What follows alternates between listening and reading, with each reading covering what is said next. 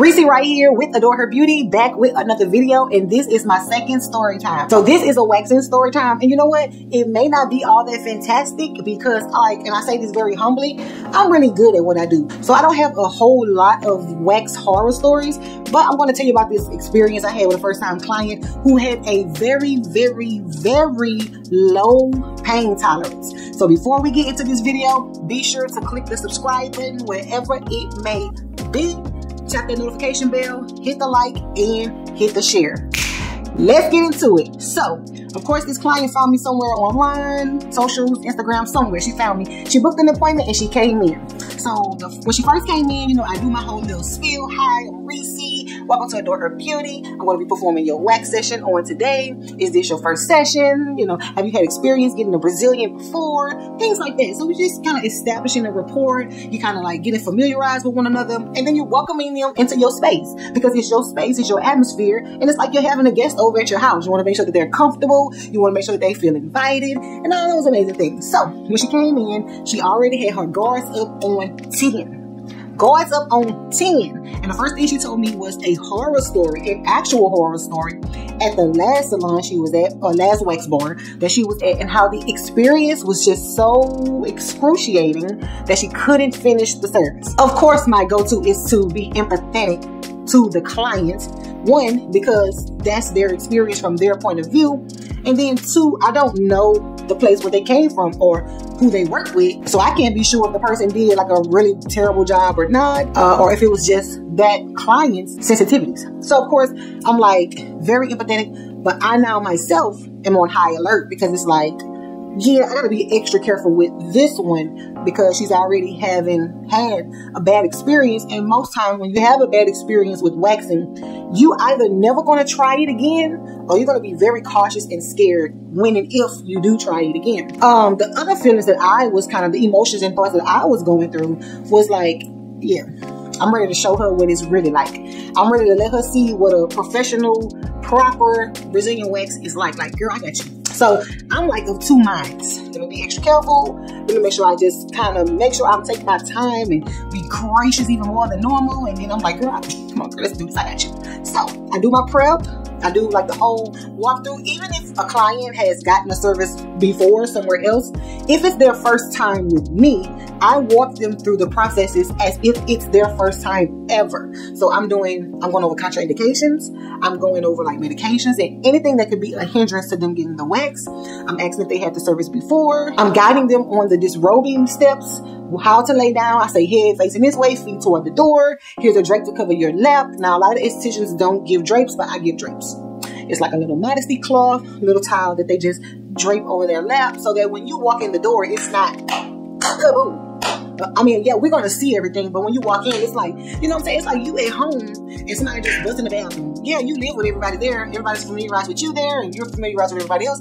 But it's like, dang, you just infringed on my privacy. Like, you don't even know. I could have been scratching my butt. Could have been doing, you know, anything. Like, you just bust in here. So the modesty cloth, yeah, I'm going to do that every time. It's just giving people their dignity, right? And so when I walked in the room, she was laid. She was still like, oh, I'm so nervous. Like, I just don't, like, you know, she was already, nerves was going. And so I said, I got you. And before I begin, and if you watch my videos, you know, I'm already like explaining, like, okay, I'm going to be using hard wax for this part. I'm going to be using soft wax for this part. I'm going to be using a paper strip on the soft wax. When I lay it, I'm going to apply some pressure. I'm going to give you some friction on the wax. And then before I remove it, I'm going to count to 3. And then I want you to take a deep breath in.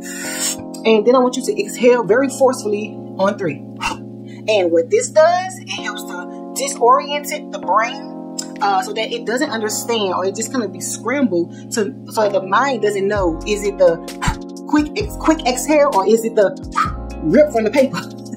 So it does something psychologically to the mind. So, you know, I go over that process. I lay that first strip on, and I always start on the mound first. So I laid that first strip, second strip. I kind of put a couple strips with the soft wax to cover like a nice little chunk of area. So I lay the soft wax very, very smoothly. And then I get my paper and I lay it and then I pressure on it and then I give it some friction. And she was just toes just twinkling and hands gripping the tape. And she was, oh my God, oh my God. And so I'm like, okay.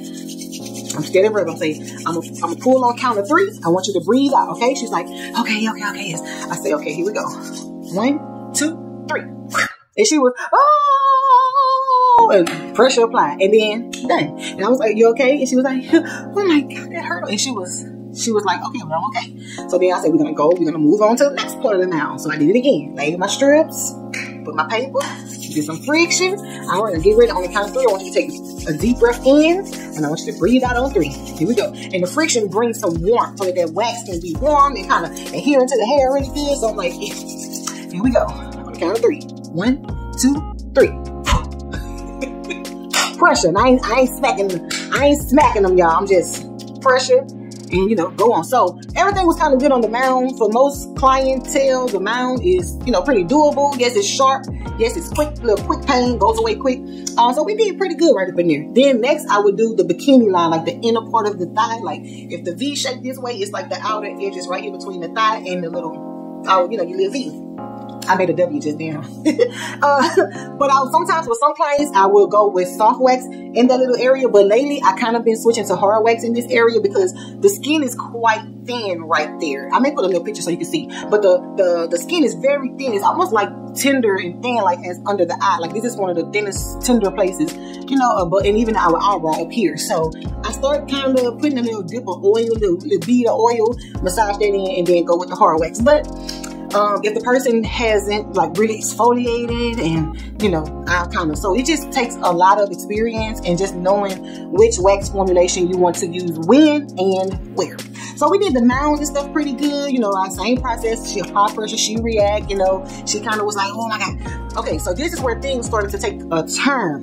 The labias, right? So the labias was where things got a little tight. And yeah, so before I go into that part, if you haven't subscribed yet, click that subscribe button, all right? It's getting really good. It's getting kind of good. All right, so with the labias, I use hard wax because that's my preference. Now, I know some people use soft wax for the whole thing. I could never. If you watch some of my Hirsutism videos, you know their hair is thick, it's dense, it's coarse, it's very stubborn. Some people's labia hairs kind of perform that way. It's dense, it's thick, it's coarse, it's unruly, you know. And so hard wax, for me, in my professional opinion, is the better formulation to get those labias. So normally how I would do is I would apply the hard wax from a little above the mound area, not all the way up to like under the belly line, but just lower, like way lower, like maybe the top of the labia. And I would apply a strip of wax and I would go back and do a double lay of wax. And then this is where things took a turn again, like I said. So when the wax was applied, she was okay. You know, she was still just, you know, psychologically dealing with things like, oh, this look like it's gonna hurt. This feel like it's gonna hurt. You know, she was saying stuff like that. And so she allowed me to apply the first strip and then apply the double lay. And she even let it sit and get hardened and everything. And then I was like, okay, so what I'm going to do is I'm going to make a flick. Now, you know, I kind of pull my wax before it sets completely because I like to still have it nice and malleable. So when I did that flick in first little half pull, ooh, she was like, oh, like this was her legs. They went, oh.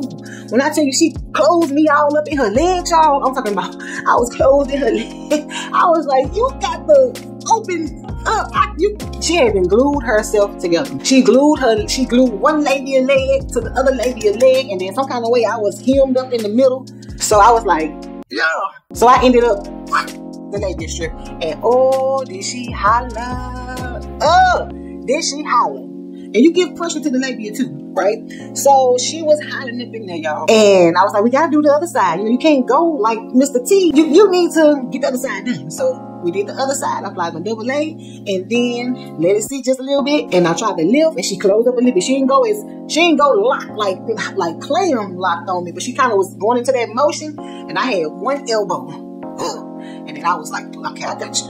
I'm like this on the table, and then I flipped, and she was, oh my God, oh my God, oh my God. You know, give her some pressure. And then I was like, okay, this looks good. Like you did, like you done. Like this is pretty much done. I said, all I gotta do now is do the cleanup strip. And she was like, oh my gosh, like, oh no, like you could just leave it like this. And I'm like, sis, you ain't finna say I did a half job. We're gonna get all of this hair. So then with my labia method, I do a reverse lay. I do a double reverse lay. So that's me laying the wax in the opposite direction from the bottom of the butt up toward the mound. And then I would do 2 strips, which is my double lay. So that pretty much is, you know, it's not as nowhere near as discomforting as the initial wax. And I usually use that as an example, like that feeling, that application, that process. I usually use that as an example to let the client know what their return appointment in 4 to 6 weeks is going to feel like. So I told her, I said, this is what it's going to feel like when you come back right here. She was like, okay. So I did that AA reverse, and then I pulled it, and she was like, oh, that's not bad. I was like, see, it's not bad. I did the same thing to the other side, and then it came for the butt strip. So I usually have them do knees to chest. So it's knees up, and then some people like to cross their legs. Some people cross their legs, but I tell them to knees to chest and open, so I can see everything. And I normally make a little light joke, like, I know more about you than your husband. I know more about you than your man. I'll say something real light just to make them not feel uncomfortable, because somebody literally is up your butt. And it's something about the butt strip that makes people feel more like, subjected versus doing the other part. So I always make a little light joke. It's nothing inappropriate, nothing that's cringe. It's just, girl, I'm all in your business, not girl. And then we laugh.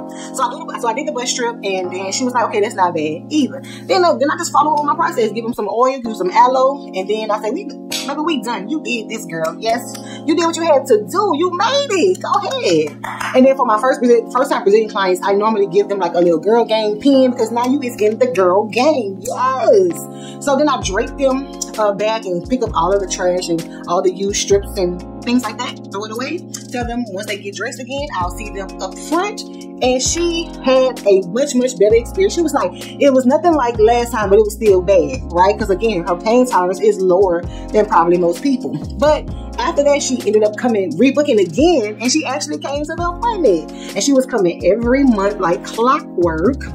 And she ended up becoming a Brazilian babe. So that is the story. I really do hope you enjoy it. So let me ask you, have you ever gotten a Brazilian? And if so, what was that experience like for you? Let's get a conversation going in the comments so you can help a sister who's thinking about it but have never done it. Maybe we can motivate her to go ahead and become a Brazilian babe. Thank you so much for watching. This is Reese Wright with Adore Her Beauty, signing out.